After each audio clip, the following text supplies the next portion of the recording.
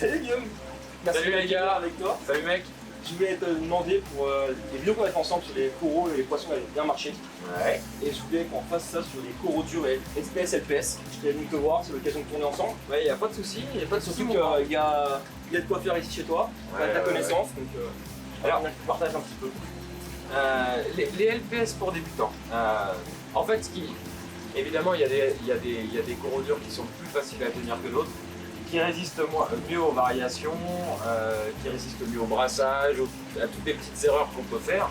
Donc en général, on commence par cela quand on veut commencer les coraux durs, évidemment. J'ai envie de dire qu'il y a aussi une grosse part d'acclimatation. Donc c'est-à-dire que déjà, peu importe la souche que vous allez acheter, si c'est une souche qui est cultivée en aquarium depuis 20 ans, elle sera forcément plus costaud qu'un Trachyphilia ultra importé qui était dans la mer en Australie il y a 15 jours. Donc par exemple, le Philia Paradivisa qui est là, vert à pointe bleue, magnifique, super coloré, vitesse de croissance élevée, increvable. Je dis bien increvable, hein, le seul truc qui peut le niquer, c'est de mettre trop de brassage dessus. Ouais. Pourquoi? Parce qu'il a 20 ans en aquarium. Et ça, c'est un corail qu'on va poser plusieurs albums, un accord LPS, film. Alors, en placement. Comme je disais, c'est la seule truc qui peut le niquer, c'est un brassage trop important. Même à 200 de nitrate et 2 de phosphate, le truc il va tenir. Hein. Mais il a besoin d'un brassage calme. Après, au niveau de l'éclairage, il peut s'acclimater de tout. C'est un corail d'aquarium qui a roulé sa bosse. Donc si vous l'éclairez beaucoup, il va être très clair. Si vous l'éclairez moins, il va être plus foncé. Et il va pas mourir. La seule chose qu'il faut faire attention avec les Ophilia, Parancora, Paradivisa, Yama, IN6, il faut éviter un brassage direct et trop violent. Donc principalement cette variété, et il y en a d'autres qui sont cultivées en aquarium, celles qui s'échangent d'aquariophile en aquariophile. Ça, c'est du super facile, vous pouvez mettre en premier coraux, il n'y a aucun problème. Le Philia, les prix moyens que tu connais à peu près.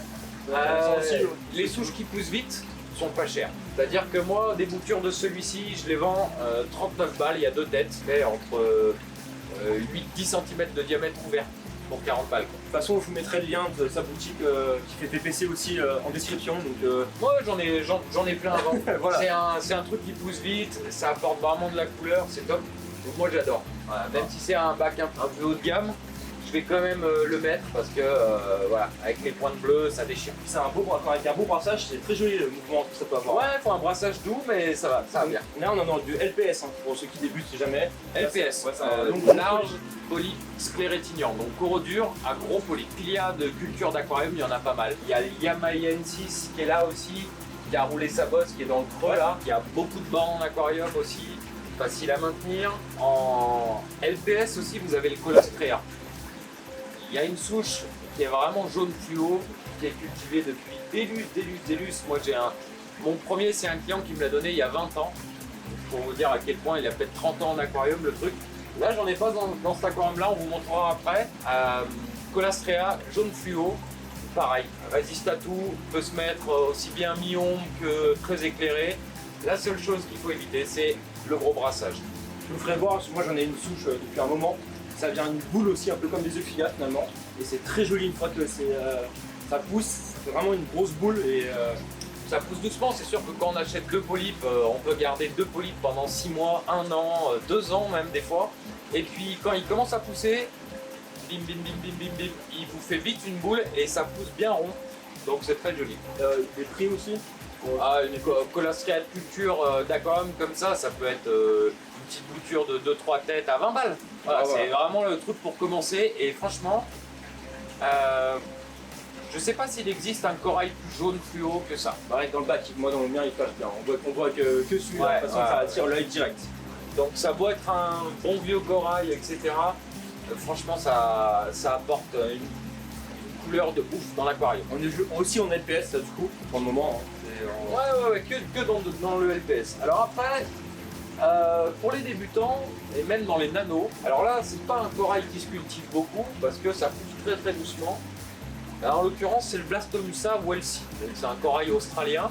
Il y en a aussi en Indonésie, mais on n'a pas le droit de les acheter là-bas. Donc c'est typiquement un LPS de fond qui a besoin d'un brassage très léger et ça pousse très très très lentement. Là, pour vous donner une idée, ça c'est une bouture qui a, je sais pas, il y avait 1 ou 2 polypes il y a 10 ans. Pour avoir une grosse boule, il faut du temps. Mais c'est un corail qui est top pour les petits bacs justement parce que ça pousse pas trop vite. Vous n'allez pas envahi, ça va pas aller cramer les autres. Dans un petit nano, pas avec un gros écumeur, voire pas d'écumeur, bah ça tient. Mais je veux les couleurs aussi. Hein. Ça tient. Franchement, ça, ouais, c'est... Le rouge, de toute façon, on en cherche toujours dans l'aquarium. Blastomussa Welsi, vous avez souvent du rouge avec le cœur vert fluo. Position, pas fort brassage, pas de brassage direct Non, aussi. non, ça c'est vraiment lent. Ça aime bien la matière organique, donc il faut pas zéro nitrate, zéro phosphate. Ouais. Il faut un brassage très calme. Je dirais qu'il faut quand même un aquarium qui soit déjà un petit peu rodé, de manière à ce qu'il y ait un peu de matière organique et de la vie. Si vous avez un full aquaroche par bottom fondu, allez pas me mettre en premier coraux un Blastomussa Welsi, mais au bout de quelques temps, pourquoi pas. Et en placement pour l'éclairage, Plutôt en bas. plutôt en bas. Plutôt en bas. Ça, par contre, c'est un corail qui est beaucoup plus cher, il pousse très lentement. Et pour moi, ce qui fait le prix d'un corail, c'est sa vitesse de croissance. Forcément. Même dans la nature, il y a des Indonésiens qui en vendent de culture. Ils ont les sauvages, Blastomussa sauvage, c'est interdit. Pour vous dire, on va acheter certains coraux d'élevage, ça vous fait une boule comme le poing. Si vous achetez un Blastomussa d'élevage, ça sera le même prix, sauf qu'il y aura 3-4 polypes et ça fera pas grand chose. Donc en fait, même les Indonésiens, ils vendent ça beaucoup plus cher parce que ça pousse lentement, c'est plus long à cultiver. Là, en l'occurrence, c'est souvent de l'Australie qu'on reçoit et ça va plutôt être plutôt pour 20-30 euros la tête. 30 euros le polype, voilà. Mais vous achetez un ou deux polypes et puis voilà, hein. Ça tient. Ouais, ça tient bien. Dans le même genre, coraux australien facile à maintenir, en LPS, on va aller surtout vers les couleurs de rouge-orange, c'est l'Acanthastrea. L'Acanthastrea, c'est un corail qui est vraiment facile à maintenir, qui aime la matière organique, toujours une lumière faible à moyenne, on va dire jusqu'à 300 parts environ, brassage faible, bac riche en matière organique sans problème, ça tient les nitrates, les phosphates jusqu'à 0,6, 0,8, il n'y a aucun problème. Toujours pareil, ça pousse très doucement, donc c'est relativement cher. Ben, s'il y a des petites boutures, des petites boutures à 2-3 polypes dans un rouge classique dans les 30-40 euros. Et l'emplacement. Et l'emplacement plutôt bas. Plutôt bas milieu, c'est toujours en fonction de votre éclairage. Hein. Si vous éclairez vraiment fort, vous allez le mettre tout en bas. Si vous éclairez moyen, vous allez pouvoir le mettre au milieu. Après, c'est mieux de commencer de les mettre en bas et de monter sur la mesure. Pour les acclimater, non? Pourquoi pas? Après, normalement, on est censé savoir si on éclaire plutôt fort ou si on éclaire plutôt léger. Mais avec les LED, j'avoue que c'est pas facile. Alors, on pourra peut-être faire une vidéo, un de ces quatre, sur la puissance lumineuse. Et donc, on voit ça avec l'utilisation d'un paramètre. Pourquoi? Parce qu'en fait, avec les néons, on avait bien la vision de l'aquarium bien éclairé, on s'en rendait compte. Avec la LED, la com peut paraître sombre, mais en fait, on tabasse en lumière. Et là, il n'y a que le paramètre, donc cette petite sonde, on va aller sous l'eau, et là, on va pouvoir quantifier la puissance lumineuse nécessaire pour la photosynthèse du corail. Et sans ce petit appareil-là, on a du mal à jauger l'intensité. C'est pour ça que les gens ils cramaient leurs coraux quand ils sont passés au LED. C'est parce que visuellement, ils voulaient obtenir la même chose qu'avec les néons. C'est pas possible. Ah bah là c'est pas possible. Alors en LPS, il y a aussi les calices. Donc c'est tout ce qu'on appelle échinophilia. Alors les échinophilia, ça peut être très difficile sur des pièces sauvages. Ouais. Que ça arrive de la mer, c'est maintenu dans certaines conditions bien spécifiques, dans l'océan, etc., dans des crevasses, bref. Mais c'est des coraux qui sont cultivés aux États-Unis depuis extrêmement longtemps. En France, maintenant, ça devient un peu à la mode. C'est un corail totalement croûtant. Il y a une variété de couleurs absolument hallucinante. Vous avez ici, là, un peu de partout. Moi, j'adore ça. Vous avez celui-ci là qui vient de tirer Stivatome, le rouge avec les bulles jaunes. Magnifique. Donc à partir du moment où c'est une pièce de culture en aquarium, c'est franchement relativement facile et ça peut apporter de la couleur. Et les prix là-dedans? C'est des gros cultures, c'est pas du Pachyc lavularia, donc ça pousse quand même relativement doucement. Pour avoir une culture conséquente, il faut la laisser pousser quand même quelques mois, voire jusqu'à 6 mois. On va dire que les moins chers d'entre eux, c'est dans les 30, 40, 50 balles. Et les plus chers, ça peut monter à 300, 400, 500 euros pour les rainbows qui sont extrêmement rares et qui poussent de 5 mm par an, quoi. Vous voyez? Bon bah, Il y a une bonne place aussi. Mais sinon c'est relativement costaud, donc on peut considérer que c'est un corail de débutant. Par exemple, là on en a un très joli qu'on appelle Watermelon, qui est rose avec le tour vert et les bouches vertes. Celui-là il est cultivé depuis des lustres en aquarium, il a une bonne vitesse de croissance et moi je vends des boutures à 30 €. Grosse comme une pièce de 2 € environ. L'emplacement? L'emplacement, on va dire que c'est un peu comme les Acantastrea, c'est plutôt lumière faible, donc ça sera bas milieu en fonction de la puissance d'éclairage. Alors les SPS, quand on veut commencer les SPS, on va d'abord se tourner vers les Pocillophora, Stylophora, Seriatophora, Montipora. C'est les 4 espèces faciles. Les accros, on monte déjà d'une gamme. C'est un petit peu plus compliqué. Même si dans les accros, vous avez aussi des faciles, des moyens et des difficiles. Pour débuter, c'est pas... Mais quand on veut commencer à mettre du SPS, la première chose qu'on va mettre, c'est un stylo Milka, ou un Pocillo, ou un Montipora, soit plateau, soit branchu. Ça, c'est relativement facile. Ça peut, surtout pour les sujets qui sont élevés en captivité depuis des lustres, comme le Milka d'ailleurs, même à 50 de nitrate, on peut le maintenir. Tant qu'on n'a pas de variation trop brusque. Pour le SPS, il faut que ça soit le plus stable possible. C'est ça. Donc, quand on commence à partir dans des cours comme ça, si vous venez de commencer, il y aura un balling, l'ajout d'éléments qui va être, d'oligo-éléments qui va être obligatoire de toute façon. Oligo, pas forcément, mais, en tout cas, calcium cache. Ouais. Enfin, il faudra comme ça surveiller. Donc quand on arrive là, déjà en fait, il y a d'autres choses à prévoir en même temps. En plus que nous, parce que selon le volume de bac, vous ne pouvez pas faire des changements d'eau, ça ne suivra plus, ça ne sera pas stable justement, on en parlait. Ce qu'il y a, c'est effectivement, c'est que si vous avez un bac par exemple de 300 litres et que dedans vous mettez une bouture de Stylophora Milka, comme ça, à 20 balles, 30 balles, ça vaut pas très cher, ça coûte vite. Bah évidemment, ça ne va pas vous changer votre consommation de ouf. Si jusqu'alors vous mettiez pas de cache, pas de calcium dans votre aquarium et que vous faisiez juste des changements d'eau, ça peut suffire. Mais il y a un moment, vous allez rajouter d'autres SPS, un Pocillo, un Seriato, ça c'est des coraux qui poussent relativement vite. Donc plus ils vont grossir, plus ils vont avoir besoin de cache et de calcium. Et il y a un moment où les changements d'eau, ça va plus suffire à apporter ce calcium qui manque. Ouais. Donc là il va falloir doser à la main et puis votre bac il va devenir dépendant. Donc quand vous allez partir en vacances, il va vous falloir prendre une doseuse. Soit la belle maman ou la maman qui squatte à la maison et qui met les produits tous les jours. Donc on est un petit peu plus difficile que les LPS pour cette raison-là, parce que ça pousse vite et qu'il y a besoin de complémenter. Mais sinon au niveau des paramètres, tant que c'est pas des trucs sauvages, des acroporas sauvages, etc., ça pardonnera les erreurs, aussi bien en nitrate, phosphate, température un peu moins, faut faire attention l'été avec le SPS, même un stylo Milka, même un Pocillo, si vous montez à 30 degrés, c'est les premiers qui vont partir. Mais ça reste relativement facile. Après, si on veut monter sur de l'acropora, et ben dans les acroporas, vous avez des acroporas faciles. Ouais. Toujours ceux cultivés en aquarium. C'est une souche que j'ai chez moi qui tient bien d'ailleurs, l'acropora. Lequel? Je me rappelle plus, t'avais pris? J'ai pris, c'est ton Jean-Jacques. Le Jean-Jacques. Le Jean-Jacques, vous le ferez voir, je le sais dans le bac. Acropora Jean-Jacques, ouais. Il pousse bien aussi. Ah, c'est pas son nom latin, hein, rassurez-vous. Vous le trouvez pas sous le nom Jean-Jacques c'est un délire, ça vient de Paris à la base. Mais si, même chez moi, vous le trouverez sur mon site à Gigi, comme Jean-Jacques.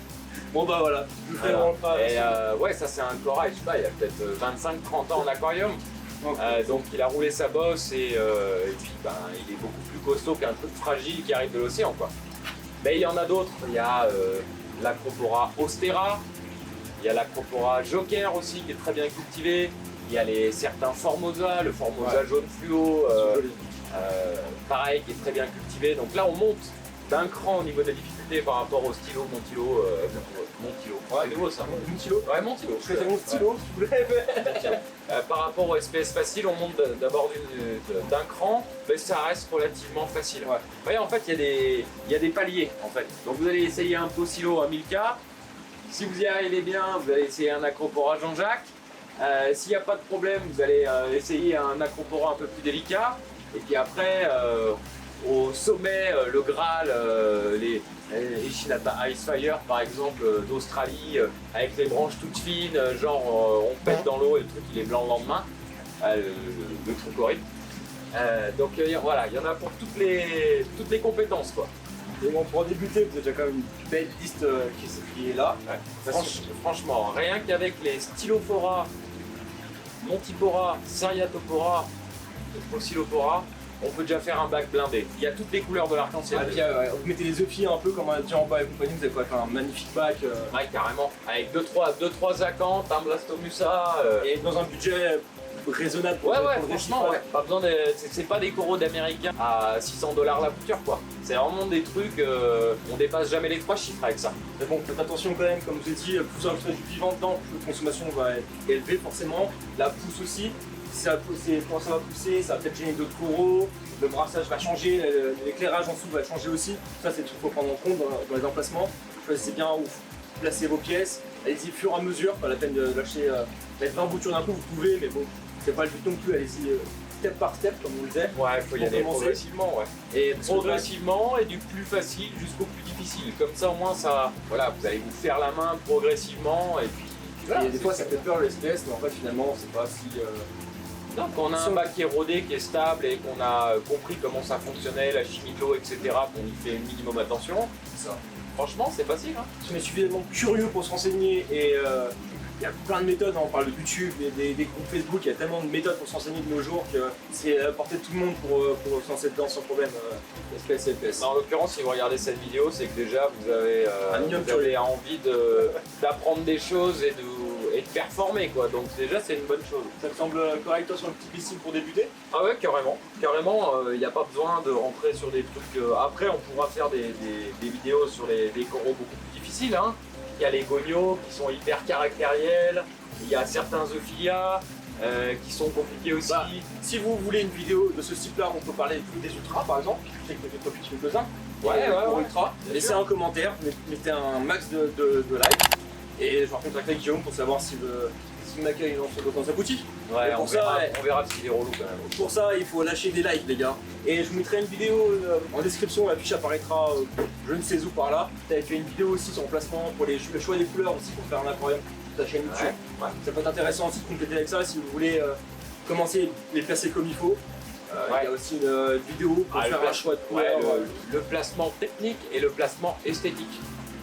Ça, c'est les pareil. coraux n'ont pas tous les mêmes besoins en éclairage, en brassage, etc.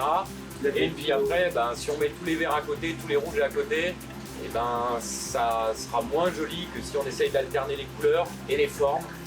Là, vous pouvez voir la vidéo, elle est sur ma de toute façon, sur ma page YouTube. Elle sera en description, la fiche s'appliquerait là. Vous pourrez la voir sans problème. Je vous invite à aller la voir d'ailleurs. Je l'ai vu, j'ai appris des choses moi aussi d'ailleurs. Donc, Normalement, tout le monde peut apprendre des choses. on apprend tout le monde de toute façon. Si, toute la vie on apprendra. Donc même dans cette passion-là, et le tout c'est d'être curieux. Moi, j'apprends encore tous les jours. Hein. Ça fait 20 ans que je fais de l'aquamarine et j'apprends encore tous les jours. Donc vous n'avez pas fini. Hein. Bon, les loulous, je vous souhaite une bonne soirée pour vous qui nous regardent. N'hésitez pas à liker, partager la vidéo, donner de la force à Marino, il a sa chaîne YouTube. Son site sera en description si vous voulez passer commande chez lui. Les coraux qui sont affichés de toute façon ils viennent tous de sa boutique pratiquement. Je vous mettrai quelques pièces que j'ai dans mon bac aussi qui viennent de chez lui pratiquement aussi. Et je vous dis à plus. Allez, ciao les gars. Ciao.